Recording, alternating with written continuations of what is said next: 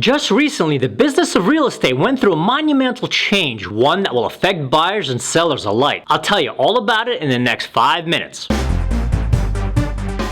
So if you follow the news, you've likely seen the story about the biggest change in the real estate business in the last 100 years. This came about as a result of a massive class action lawsuit brought on by a group of home sellers against the National Association of Realtors, also known as NAR, as well as several specific real estate brokerages. The home sellers alleged, among other complaints, that NAR and the brokerages conspired to keep agent commissions artificially high. This quickly became an antitrust case, and guess what? A federal jury in Missouri agreed with the home sellers and found both NAR and the brokerages guilty and liable for $1.8 billion in damages, with NAR itself potentially on the hook for triple that amount, or $5.4 billion, due to the antitrust statutes. Now, this happened last November, and the story made news, but didn't get that much attention since NAR and the brokerages planned to appeal, and everyone thought the case would drag on for years and pretty much went back to business as usual. But then some of the brokerages involved in the lawsuit began to quietly agree to settle the case. Still, no one really paid much attention to that. After all, who cares what a few small brokerages do? But this all changed on Friday, March 15th, 2024, when NAR itself decided to settle and the equivalent of a nuclear bomb went off in the residential real estate industry. You see, NAR is kind of a big deal. It's not just some hobby shop organization. Formed in 1908, NAR has $1 billion in assets, represents more than 1.5 million realtors, and is involved in all aspects of residential and commercial real estate. It creates the profession's code of ethics and participates in advocacy, education, and enforcement. Among its members, NAR counts realtors, property managers, appraisers, and many other real estate professionals. NAR is the real estate business, and whatever it agrees to will profoundly affect not just its members, but also countless real estate buyers and sellers. By settling the case, NAR had to agree to a whole new set of rules imposed on them as part of the antitrust ruling. But what exactly did they agree to, and will it affect you if you want to buy or sell a home? The short answer is that this settlement, pending final federal court approval, of course, will effectively destroy the current home buying and selling business model. That is not an exaggeration. Just so you're completely up to date, here's exactly what happened. First of all, the agreement attacked NAR's rule that the seller's agent has to make an offer of payment, or essentially set the compensation to the buyer's agent. Now, anyone who has bought or sold a house knows that real estate commissions in the US average 6%, out of which 3% goes to the seller's agent and 3% to the buyer's agent. This cost, which can be as high as $24,000 for the sale of a $400,000 home, is paid for by the seller, but since it's essentially baked into the final price, the buyer ends up paying for it indirectly. The fee can in theory be negotiated, but in reality it's pretty much fixed, leading to an industry-wide standard commission. With this ruling, this rate is no longer guaranteed, and agents will now have to lower the commissions as they compete for business. Critics have always said that real estate commissions in the US are completely out of line compared to other industrialized nations, where total compensation averages just 1 to 3% and are a contributing cause of housing price inflation. With this ruling, the 6% fee structure has been dismantled, and it's been estimated that commissions will fall 25 to 50% across the board, which should lead to price relief for buyers. A side benefit of this rule will be the reduction of what is called steering, in which buyers' agents direct their clients to price your homes in a bid to collect a bigger commissions check. This settlement also includes a few other significant rule changes. One of them concerns the online databases used to buy and sell homes, called MLS, or the multiple listing service. The settlement requires that any fields displaying broker compensation be eliminated entirely. It also places a blanket ban on a long-time requirement that agents subscribe to multiple listing services in the first place in order to offer or accept compensation for their work. This may lead to some realtors refusing to join NAR, as a settlement effectively severs the link between agent compensation and MLS access, which NAR requires along with membership in the organization. There are a few other changes which are less significant, and I won't cover them. Instead, I will get right to the bottom line. What is happening here is that the real estate industry is being deregulated, and the grip of NAR, a powerful organization with significant lobbying ability, has been eroded, leading to seismic shifts in how we buy and sell real estate. Yes, some brokerages and agents will leave the business and others will fail, but many more will likely adapt and offer their clients more value for a more reasonable price. Ultimately, it will be the home buyers that will walk away the biggest winners. While there are many factors that go into the pricing of a home, an inflated commission shouldn't be one of them. This settlement will of course take some time to shake out and is slated to take effect over the summer. In the meantime, expect a significant amount of uncertainty as brokerages, agents, buyers, and sellers digest the ruling and adjust accordingly. Free market competition will take over and opportunities will open up for other approaches such as flat fee and discount brokerages. Already we have seen stocks of home builders rise and those of brokerages such as Zillow and Redfin fall. We don't yet know if commercial real estate brokers will be affected, but my guess is that this ruling won't be as significant for them. Their fees are built on a different model and have always been highly negotiable, so in the end, this is much more about a residential real estate shakeup. Time will of course tell, but no doubt it's a brave new world in real estate. Please leave a comment below, especially if you're a real estate agent or broker, and tell me what you think. Please also like and subscribe, and I will see you all next week.